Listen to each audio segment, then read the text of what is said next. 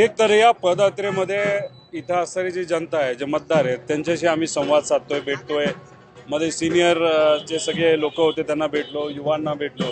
सगळ्यांचं मत हेच आहे की आम्ही जगताप कुटुंबियाच्या बाबतीत सहानुभूती ठेवतो, पण मतदान करत असताना आम्ही भाजपच्या विरोधातच त्या ठिकाणी करणार आणि राष्ट्रवादीच्या बाजूने त्या ठिकाणी करणार. हे वातावरण इथं आल्यानंतर लोकांची संवाद साधला त्या ठिकाणी कुठेतरी जाणवतं. लोकांच्या मनामध्ये राष्ट्रवादीला निवडून द्यायचं आहे. आदरणीय अजितदादांनी या भागामध्ये केलेलं काम अजून सुद्धा लोक विसरलेली नाहीत आणि इथं राष्ट्रवादी एवढ्या ताकदीने उतरली असेल आणि मित्र पक्षांचे सहकार्य त्याच्यामध्ये असेल तर नक्कीच आपले नाना राष्ट्रवादीच्या चिन्हावर, घड्याळ या चिन्हावर खूप मोठ्या मताधिक्याने त्या ठिकाणी निवडून येतील. अश्विनी जगताप यांना विजयी करून अजित पवार यांना 440चा वोल्टचा झटका द्या असं प्रदेशाध्यक्ष म्हणाले. प्रदेशाध्यक्ष जे भाजपचे ते काही बोलतील ते खरं होईल का? माझं तर उलट मत आहे की ते बोलले असतील ना तर दोन टाईपचे झटके असतात, एक सुखद असतो एक दुःखद असतो. अजितदादांना सुखद धक्का बसणार आहे कारण लीडच एवढं राष्ट्रवादीचं असणार आहे, त्यामुळे दादांना कदाचित सुखद धक्का बसेल आणि राहिला प्रश्न भाजपला त्यांना दुःखद झटका बसेल. त्यामुळे इथं येऊन झटक्याच्या गोष्टी बोलण्यापेक्षा लोकांना काय पाहिजे याबद्दल बोला ना. त्याबद्दल तुम्ही तर तोंड उघडत नाही, उगाचच काहीतरी भावनिक तुम्ही मुद्दे आणता, झटके बिटके या ठिकाणी बोलता. हे लोकांना नकोय.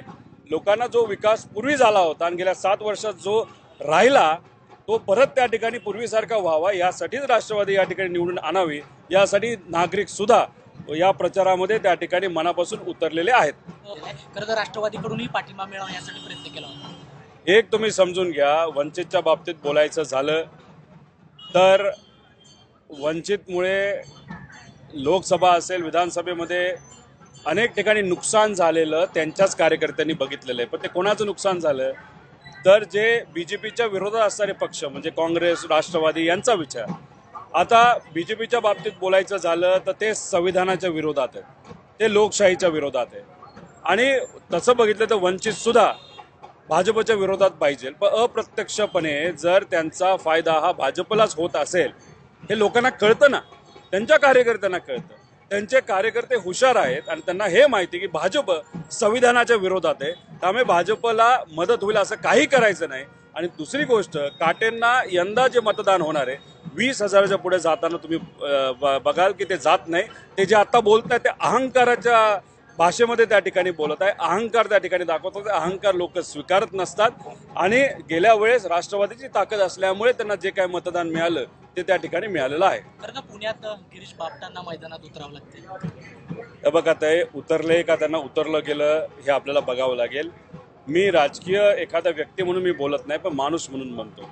आपल्या घरात जर कुणी आजारी असेल आणि त्यांची प्रतिकार शक्ती जर खालावलेली असेल तर आपण त्या व्यक्तीला, आपल्या जवळच्या व्यक्तीला कधीही बाहेर जाऊन देत नाही, लोकांच्या संवासामध्ये येऊन देत नाही.